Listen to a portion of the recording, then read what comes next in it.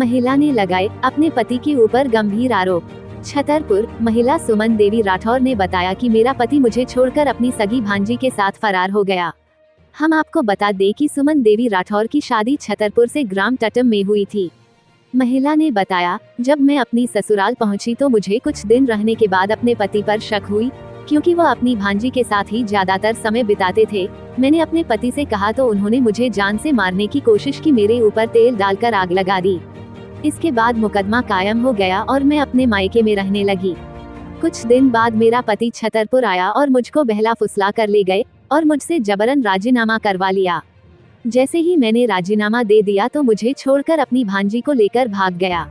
इसलिए मैंने आज एसपी महोदय को लिखित आवेदन देकर अपनी आप बीती सुनाई है और निवेदन किया है कि महाराजपुर थाना में मेरी फाइल को दोबारा जांच कर कड़ी कार्रवाई करने की कृपा की जाए।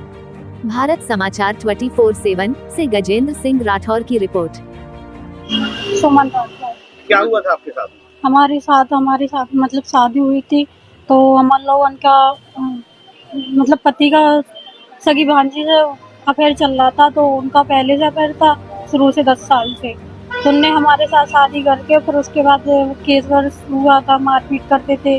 हमने केस भी दहेज प्रथा का लगाया था और उसके आगे फिर मतलब हमने केस करने के बावजूद भी दहेज प्रथा का केस किया था। तो उन लोगों ने हमें मारपीट के केस वापसी लगवा लिया था, मम्मी पापा से कह के धमकी देके।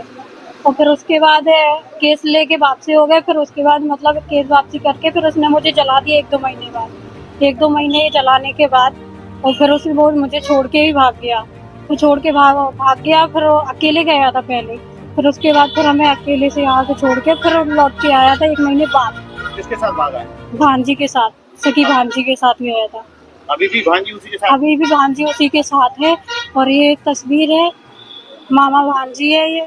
जहाँ कहीं भी हो इनको यहीं पे मतलब है, इनको छोड़ना नहीं है। जहाँ तर जैसे मेरे साथ हुआ, इन लोगों ने मुझे जलाया है, वैसे भी इन लोगों के साथ ऐसे ही होना चाहिए। छोड़ना नहीं चाहिए इन लोगों को, ऐसे आदमी को।